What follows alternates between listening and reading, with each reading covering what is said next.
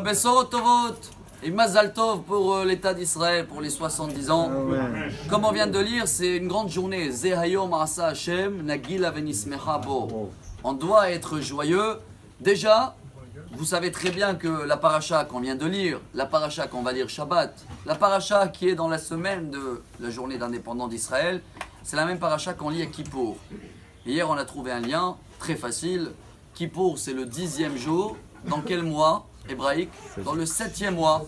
Selon la Torah, Nissan, c'est le premier. C'est marqué Ouvert Asor, la Chodesh Hashevi. Le 10e jour de 7e mois, c'est Kippour. Donc 10 multiplié par 7, c'est 70. Je pense qu'on doit tous prendre cette année, les 70 ans d'Israël, comme Kippour. C'est quoi? Tout le monde est blanc. On juge personne.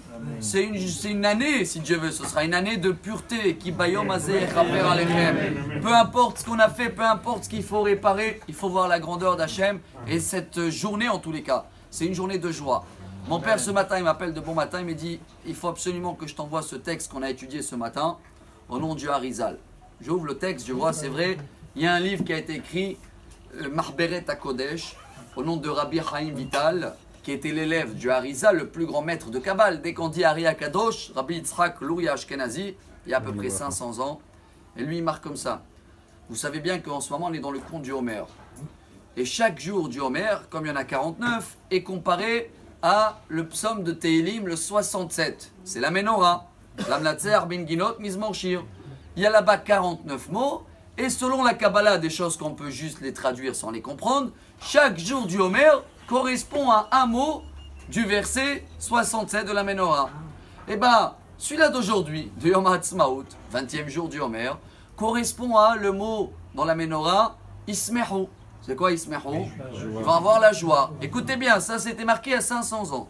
Le Gaon de Vilna, Rabbi Eliyahu de Vilna, il y a 206 ans exactement, en hébreu l'année Tafresh Ain Bet, il a demandé à tous ses élèves, quand vous allez faire la Aliyah à Jérusalem, selon ce que c'est marqué ici, même si le Homer c'est des journées tristes et tout, le 5 Iyar, le 20e jour du Homer, c'est la joie. Je vous demande de inaugurer une synagogue à Jérusalem, faire la fête, faire la joie, parce que selon l'Arizal, c'est une très grande journée.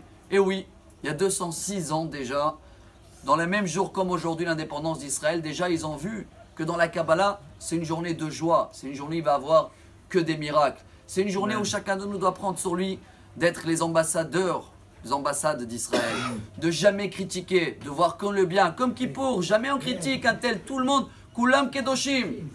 Alors si on arrive à le faire, on voit que le bien, on voit que les miracles d'Israël. Et comme dit Rav Ovadia Yosef, j'ai vu un cours qu'il a dit il y a 10 ans, comment on peut ne pas remercier Hachem avec une journée si grande?